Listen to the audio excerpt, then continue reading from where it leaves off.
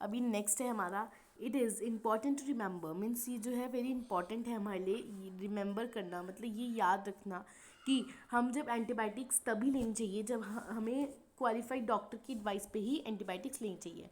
हम घर पे ऐसी कोई भी उठा के एंटीबायोटिक्स नहीं ले सकते, ठीक है। Also you must complete the course prescribe by the doctor. जैसे आपको डॉक्टर देता है कि 2 दिन की दवाई है, 3 दिन की, 4, 5 है, जितने भी दिन की होगी, 6, 7, 8, आपको पूरा जो कोर्स पहले कंप्लीट करना है, उसके बाद ही आप एंटीबायोटिक्स ले सकते हो, ठीक है। आगे, if you take antibiotics when not needed और in wrong dose it may make the drug less effect when you might reach it in future, ठीक है। अगर आप एंटीबायोटिक्स तब लेते हो जब नहीं चाहिए या रॉन्ग डोज में, तो वो ड्रग्स जैसा भी इफेक्ट कर सकती है, ठीक है। ऑल्सो एंटीबायोटिक्स टेकन अननेसेसरली में kill the beneficial bacteria in body. जो बेनिफिशियल बैक्टीरिया हमारी बॉडी में होते हैं, जैसे जो हमारी बॉडी को फाइट करने में मदद करते हैं वो हार्मफुल बैक्टीरिया से या और भी बैक्टीरिया, उन्हें भी वो किल कर सकती है अननेसेसरली अगर हम एंटीबायोटिक्स लेते हैं तो। Antibiotics however are not effective against cold and flu, also these are caused by the bacteria virus, means antibiotics जो है तब इफ़ेक्टिव नहीं होती जब हमें कोल्ड या फ्लू, बिकॉज ये जो होते हैं वायरस से। हाँ, यहाँ एक क्वेश्चन राइज होता है कि वाई एंटीबायोटिक्स मतलब तब क्यों नहीं इफ़ेक्टिव होती जब हमें कोल्ड या फ्लू होता है, क्यों? क्योंकि वो वायरस से होते हैं। कोल्ड और फ्लू कोई भी बैक्टीरिया या माइक्रो ऑर्गेनिज्म से नहीं होते, वो किससे होते हैं? वो एक वायरस से होते हैं, इसलिए जो एंटीबायोटिक से नहीं हो पाती तब बेनिफिशियल, राइट। तो अब आगे है,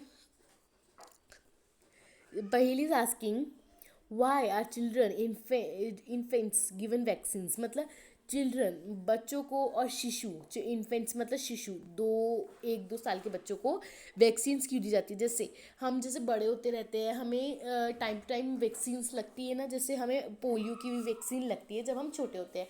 अब जैसे बॉयज़ को जब 10 ईयर्स के हो जाते हैं तब एक वैक्सीन लगती है, एंड वेल गर्ल्स को जब वो 16 ईयर्स की हो जाती है तब उन्हें लास्ट जो है वैक्सीन लगती है। वैसे ही हमें वैक्सीन क्यों लगती है जब चिल्ड्रन और इन्फेंट्स को वैक्सीन क्यों दी जाती है? क्योंकि इन जो वैक्सीन है वो उन्हें हेल्प करती है वो हार्मफुल माइक्रो ऑर्गेनिज्म से फाइट करने के लिए, इसलिए चिल्ड्रन एंड इन्फेंट्स को वैक्सीन लगाई जाती है। जैसे पोलियो, जिससे अगर हम पोलियो की बच्चों को वैक्सीन क्यों लगवाते हैं? जिससे पोलियो उन्हें कभी भी आके अटैक ना करे। अब कोविड-19 की भी अब वैक्सीन क्यों लगाई जा रही है? क्योंकि जिससे वो आके अटैक ना करे। तो ये बहुत सिंपल क्वेश्चन था जो पहेली ने पूछा। So next is our yellow box. Edwin Jenner discovered the vaccine for the smallpox in 1789. Sorry, 98. Right?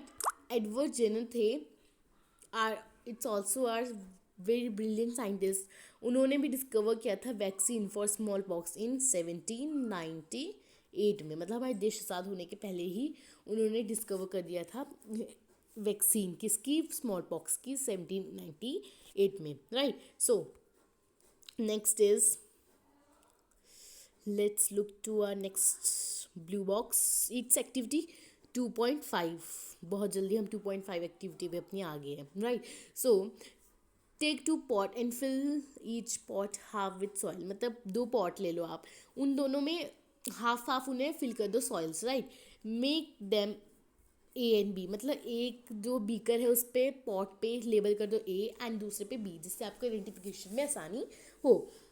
Put plant waste in pot ए, जो पॉट ए है उसमें हमें क्या डालना है? Plant waste, right. एंड जो हमारा पॉट बी है, and things like polythene bag. Pot A में हमें वो plant waste and polythene bag, empty glass bottle, broken plastic toys in pot B. Oh sorry, देखो हमें सिर्फ पॉट ए में सिर्फ एक चीज़ डालनी है, प्लांट वेस्ट। बाकी जो सारी चीज़ें, things like polythene bags, empty glass bottle, broken plastic toys in pot B, ये जो सारी चीज़ आर्टिफिशियल चीज़ें हमें पॉट बी में डालनी है।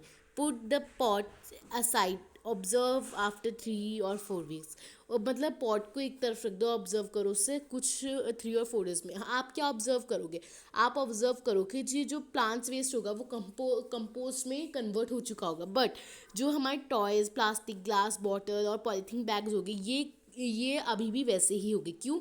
क्योंकि जो ये होते हैं, ये ऐसे वेस्ट होते हैं जो पॉट बी में जो कभी भी डिकम्पोज नहीं हो सकते, अगर इन्हें करेंगे भी तो पता नहीं कितने 100,000 साल लग जाएंगे। लेकिन जो प्लांट्स एनिमल वेस्ट होता है ये बहुत ही जल्दी 1-2 महीने में ही ये हो जाता है decompose, right. So next is C,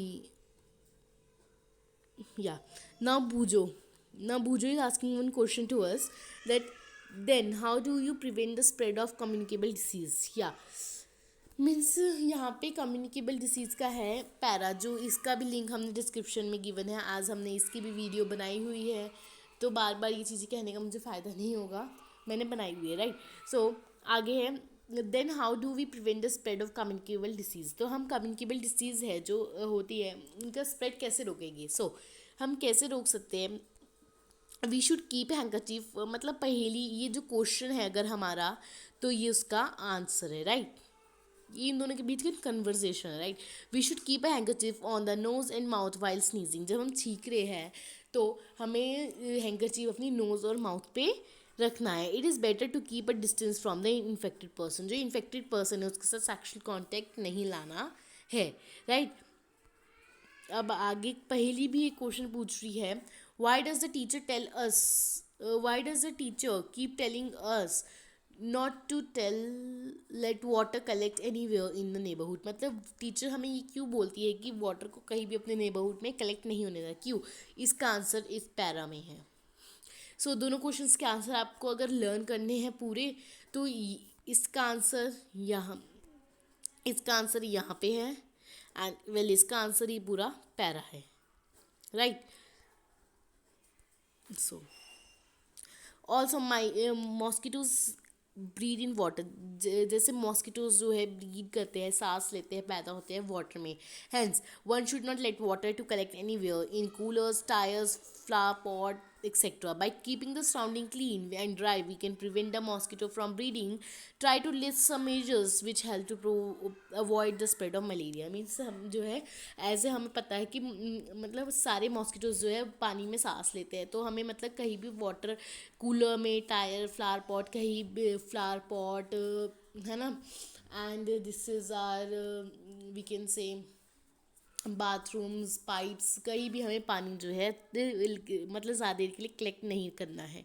by keeping, हम सराउंडिंग्स को क्लीन रख के प्रिवेंशन ऑफ मॉस्किटोज़ को रोक सकते हैं पैदा होने से, ब्रीड करने से, ठीक है। और हमें मतलब अवॉइड, ये तो कुछ नहीं है, ठीक है। तो बस हमारी ये मेजर्स हैं।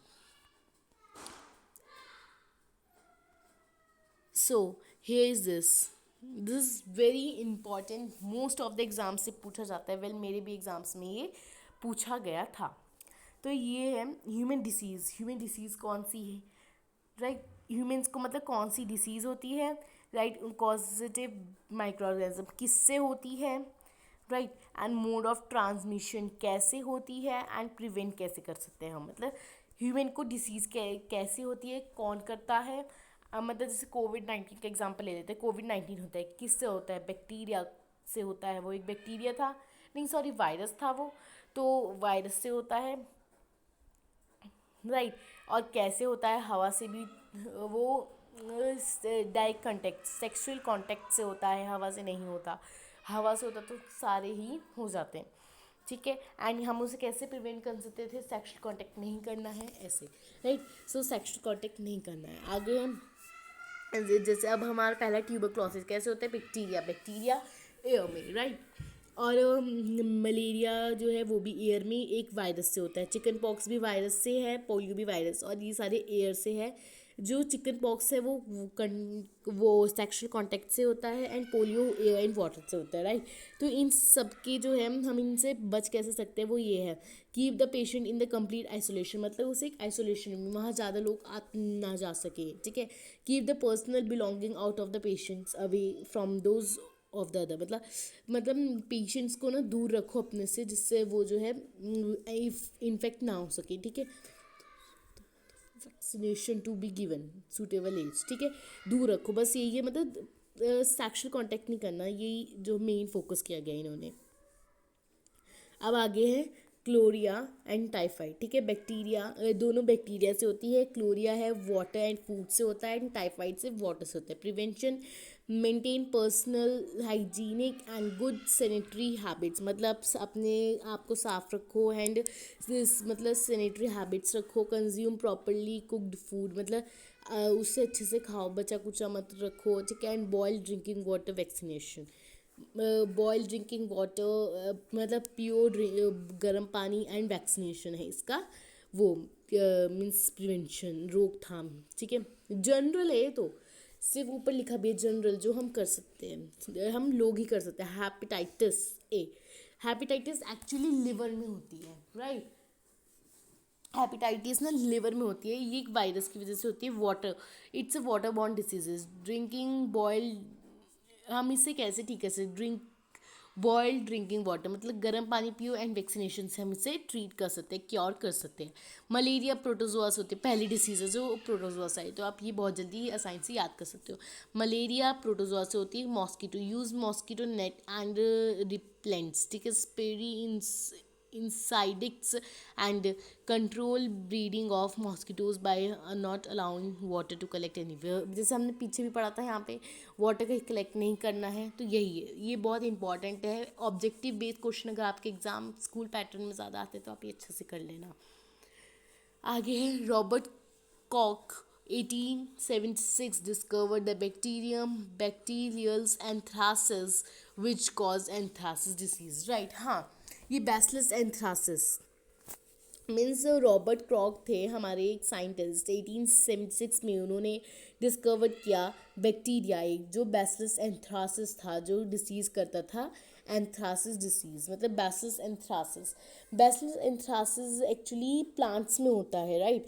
डिसीज़ कॉजिंग इन एनिमल्स, एक्चुअली प्लांट्स में होता है, और ये बैक्टीरिया होता है बैसिलस एंथ्रासिस, और इसकी वजह से वो एंथ्रासिस डिसीज़ होती है, right. It's also very important. इसमें ऑब्जेक्टिव क्वेश्चंस बहुत है इस चैप्टर में। आगे हैं बस ये जो था हमने ऊपर देखा था, ये तो एनिमल्स की थी disease, right. Some common human disease means humans की डिसीज़ थी। अब ये जो हम देखते जा रहे हैं ये प्लांट्स की डिसीज़ है, पर्टिकुलरली प्लांट्स में ही होती है। जैसे मैंने आपको बताया था सीट्रस कैंसर भी मैंने आपको बताया था वीडियो में कि हो जाता है ये वीड्स में, मतलब जो प्लांट्स होते हैं उनमें हो जाता है, राइट। ये कैसे होता है बैक्टीरिया से, कैसे बैक्टीरिया को कैसे लगता है वो हवा से, राइट। रस्ट ऑफ मतलब जंग पड़ जाता है वीट में, किस कौन करता है, फंगी, एंड एयर सीड से हो जाता है। येलो वीन मॉसेस ऑफ भिंडी ओकरा वायरस इंसेक्ट से हो जाता है, राइट। वायरस से हो जाता है। उसके बाद आगे नेक्स्ट है पहली wonder how food can become a poison, means जो फूड है वो कैसे पॉइजन बन सकता है, राइट। तो फूड पॉइजन कैसे बन सकता है, अगर देखो एक दिन मतलब अगर हम फूड को ऐसे रख दें और उसके ऊपर इंसेक्ट्स वगैरह आके बैठ जाए, उस मतलब इंसेक्ट्स कहाँ से आते हैं, वो मतलब नालों में से भी आते हैं इंसेक्ट, मीन्स फीसिस के ऊपर से भी आते हैं, तो मतलब इंसेक्ट जो उनके ऊपर बैठेगी उन पे वो जो जब लगा देगी वो जो है फूड पॉइजन बन जाएगा। तो इसलिए हमें ना कभी भी फूड को जो है खुला नहीं रखना। अगर आपको अभी खाने का मन नहीं कर रहा तो एटलीस्ट उसे एक प्लेट से ढक के रख दो, वरना ये बहुत हार्मफुल से हार्मफुल कंडीशन आ सकती है, मीन्स जानलेवा कंडीशन तक आ सकती है, ठीक है। Why does the milk that come in a packed packets not spoil, मतलब जो मिल्क है ये बहुत इंटरेस्टिंग है, ये वेरी इंटरेस्टिंग इट इज़। जब मैं पढ़ती थी मेरे लिए भी बहुत इंटरेस्टिंग होता था ये, ठीक है। Why does the milk that come in packets not spoil, मतलब जो मिल्क है पैकेट्स में, जैसे अमूल का आता है पैकेट में, अमूल का, राइट। मैं इसके बाद आपको एक इंटरेस्टिंग फैक्ट भी बताऊंगी, तो इस वीडियो को एंडिंग तक देखना, राइट। जो जो है why does the milk that come in the packet not spoil, मतलब जो मिल्क है पैकेट्स में आता है, जैसे कि अमूल का मिल्क है वो पैकेट में आता है, तो वो क्यों स्पॉइल नहीं होता है, राइट।